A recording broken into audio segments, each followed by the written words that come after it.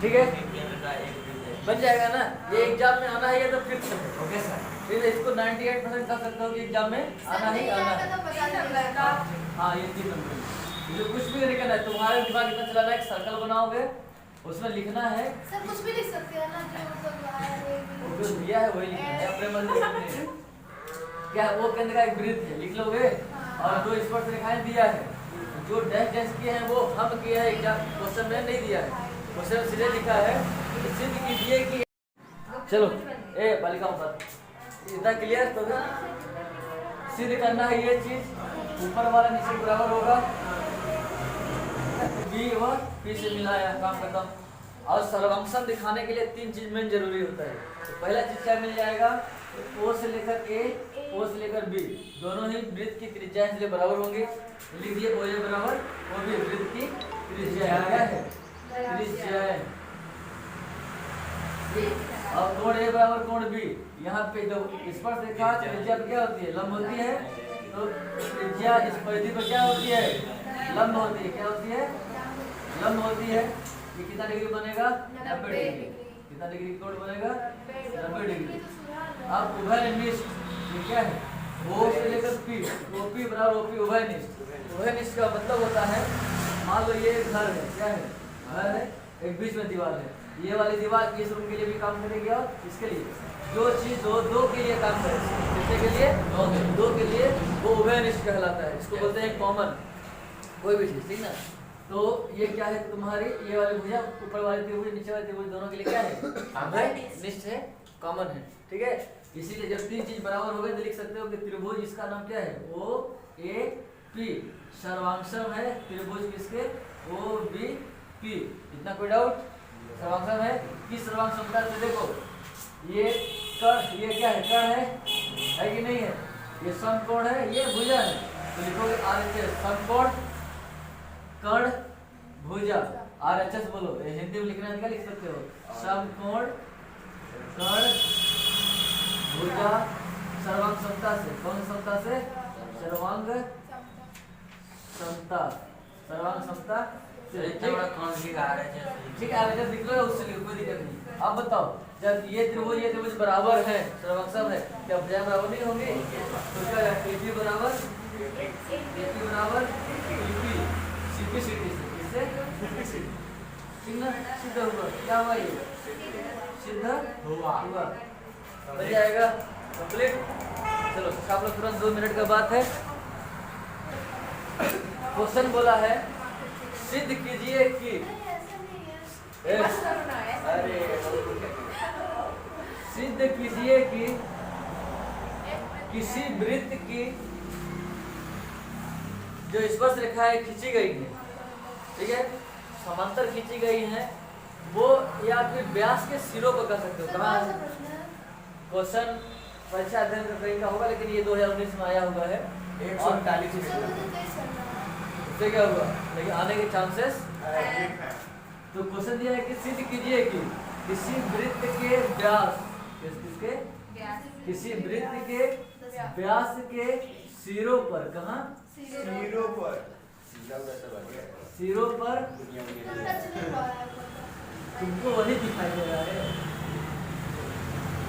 Touch नहीं। अब हुआ,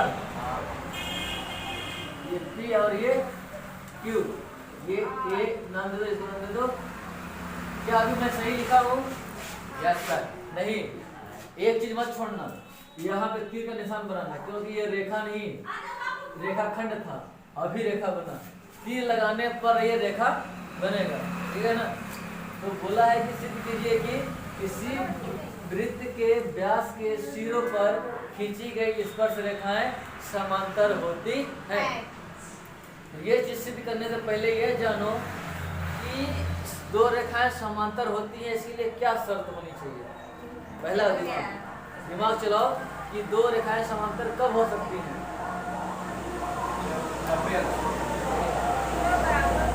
90 डिग्री से मतलब नहीं है। कोई भी 2 रेखाएं खींची हुई है, ये समांतर कब होंगी, जब ये वाला कोण ये कोण बराबर हो जाए। 90 उसमें 90 है, लेकिन बाकी जगह 90 होना जरूरी नहीं है। जरूरी ये है कि इसके एकांतर कोण बराबर हो। अंतः एकांतर कोण क्या होने चाहिए? बराबर। जब अंतः एकांतर कोण बराबर होंगे तभी क्या होगा? दोनों रेखाएं क्या होंगी? समांतर होंगी। पहली बात क्लियर हो गई जी, मन में बैठ गया कि एकांतर कोण बराबर होना चाहिए। तो ये दो रेखाओं को ये तिरछी रेखा काट दी, वेरी गुड। ये दो रेखाएं हैं, तिरछी रेखा ये है कि नहीं है? देखो यहाँ से लेकर यहाँ तक इसको क्या नाम दे दिया जाए? तिरछी। हाँ, ये लंबवत भी है या तिरछी? तिरछी मतलब उसकी डायरेक्शन से अलग हट के। भाई ये ऐसे आया, ये ऐसे आ जाए, ऐसे आ जाए, मतलब उसके डायरेक्शन में नहीं है ना, उसके डायरेक्शन में नहीं है, उसके डायरेक्शन से हट के। अगर ये दो रेखा ऐसी है, अगर कोई ऐसी भी आए तो भी तिरछी ही कहलाएगी। ऐसे है तो वो तिरछी, ऐसे है, लेकिन उसके डायरेक्शन से हट गई मतलब तिरछी है। कोई दिक्कत? तो ये वाली रेखा इसके लिए क्या है? तिरछी है कि नहीं है? जब तिरछी है तो हमारा काम क्या है? सिद्ध करना है कि ये वाला कोण क्या हो जाए? बराबर हो जाए, तभी एकांतर कोण होगा। या फिर इसके बराबर ये सिद्ध करो, मतलब वही है। कोई दिक्कत? चलें आगे, चलें। तो लिखोगे दिया है, क्या लिखोगे? पहले दिया है। और क्या दिया है ये तो जानते ही हो। क्या दिया है बताओ? बस दिया है सब। दिया है किसी वृत्त, किसकी वृत्त, किसी ओ केंद्र का वृत्त है। क्या है?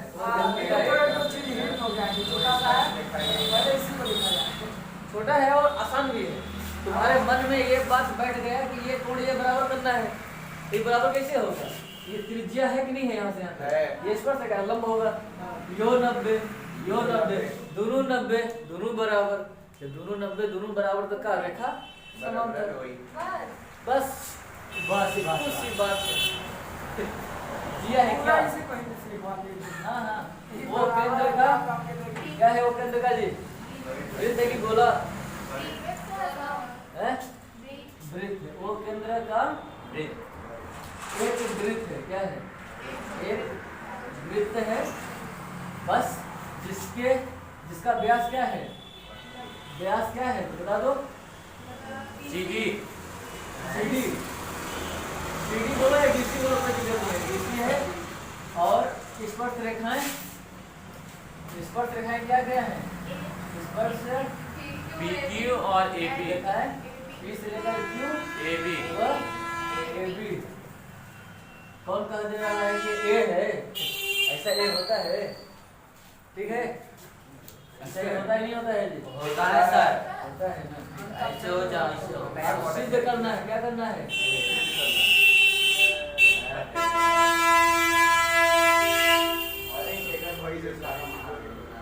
ठीक, अब चलो देखो सिद्ध क्या करना है बताओ? BQ PQ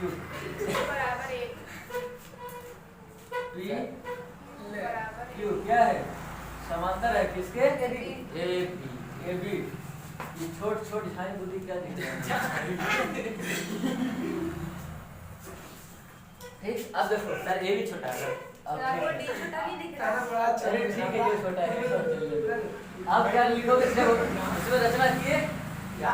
रचना किए हो? नहीं। जब रचना नहीं किया तो रचना लिखने की जरूरत नहीं है। नहीं। जब रचना लिखते हो तब रचना के बाद क्या आता है? उपपत्ति। क्या आता है? उपपत्ति होता है, उपपत्ति होता है। उपपत्ति। उपपत्ति में क्या करोगे?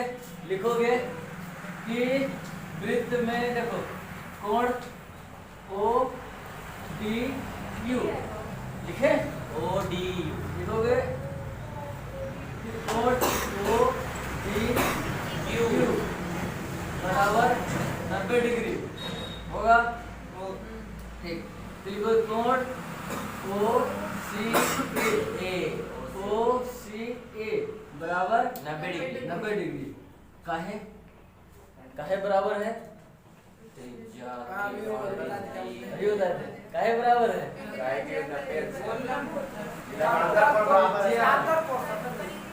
त्रिज्या स्पर्श बिंदु पर, कहाँ? स्पर्श बिंदु पर, लंब बिंदु पर, स्पर्श रेखा पर, सब पर नहीं, स्पर्श रेखा पर क्या होती है?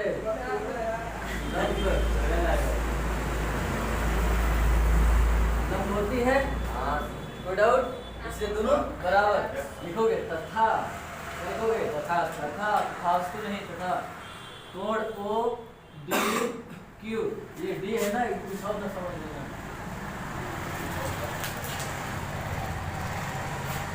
ओ डी क्यू व ओ सी ए, ओ सी ए कैसे कोण है? एकांतर कोण है।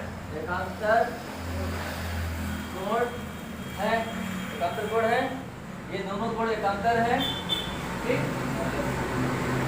तो क्या है? एकांतर कोण है तथा समान भी है। कैसे है? तथा समान भी है, समान भी है। कोई दिक्कत? समान भी है। और जानते हो कि जब एकांतर कोण बराबर होते हैं तो रेखाएं क्या होती है? समांतर होती है, बराबर नहीं, समांतर होती है। लिखोगे समान भी है, इसलिए